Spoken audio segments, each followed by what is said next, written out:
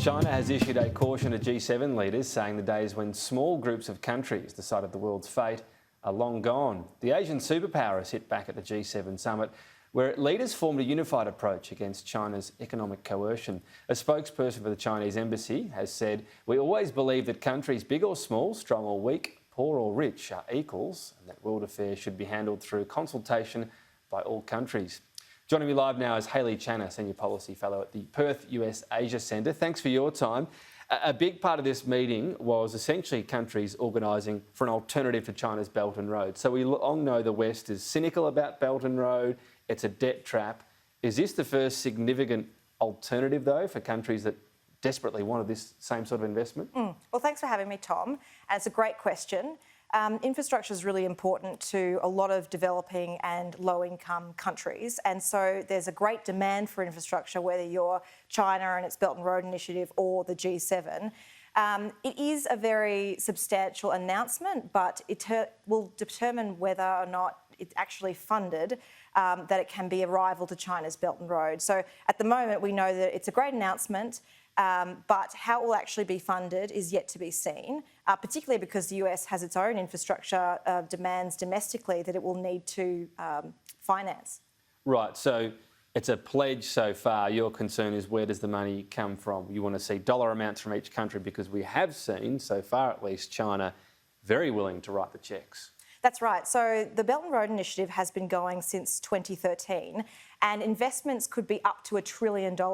Now, this G7 initiative is talking about hundreds of billions of dollars in the coming years, and the way they're trying to finance it is through their own development finance institutes and also working with multilateral development banks. But whether or not there'll be new funding commitments is the question.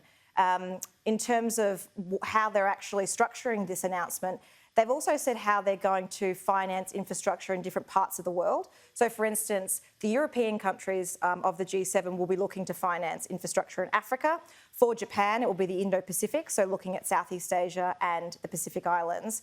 And then for the US and Canada, it will be South America and the Caribbean. So they've obviously carved up their different areas of interest, and they're already financing infrastructure there.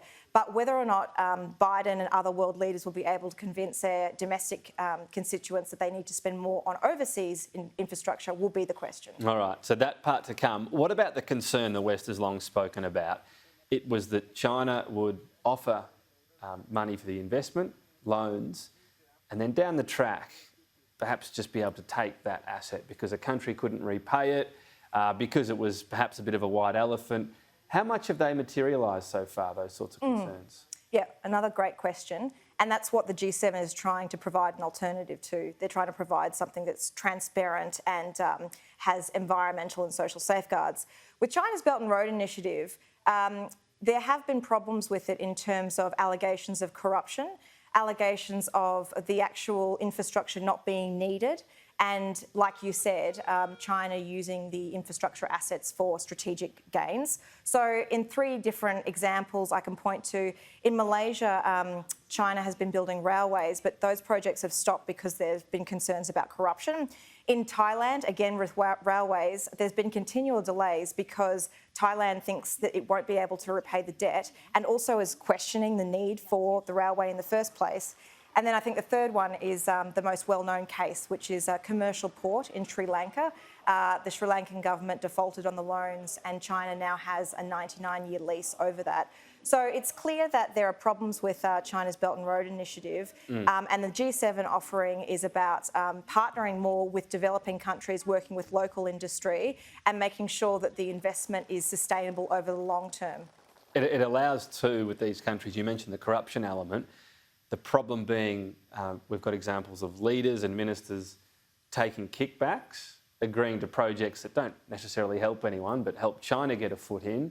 The leaders go, great, you know, I can make an announceable, build a stadium, promote some jobs, have my own fortune increased, and they don't care enough about what China's doing. So this is an ongoing concern, unfortunately, in many developing countries. That's right. I mean, I think countries in the developing world are becoming more savvy to this, and they're crying out for an alternative. And so far, up until this G7, there really hasn't been a credible alternative, and I think even now, like you said, this is just the announcement. It's not actually the money going into different projects yet. But there is a desperate need from developing countries for an alternate because they don't want to be beholden to China, even if the loans come with no strings attached. Down the track, the infrastructure investment can become a white elephant and they can't, necessarily use it. And then they have, potentially they have to go along with Chinese wishes in certain international organisations. So I think countries are looking for alternatives, and this G7 one, if it is backed with actual finances, could be really important. Just finally and briefly, what have you made of the Chinese response? Obviously it's a general one, but often taking offence to any suggestion that their motives are not pure. I guess it's pretty standard sort of response we got today. Yes, it is. I don't think that we were expecting anything else from them. But I think with this G7, you're seeing a clearer indication from countries that they're willing to speak out more directly about China. A lot of the US statements and communiques were more directly targeted at saying how this was to counter Chinese investment. So in the past, I don't think countries of the G7 were that straightforward in their language. So there is actually a shift in language here about how they're willing to talk about China and China's challenge in the region. Hayley Channer, thanks for your time today. My pleasure.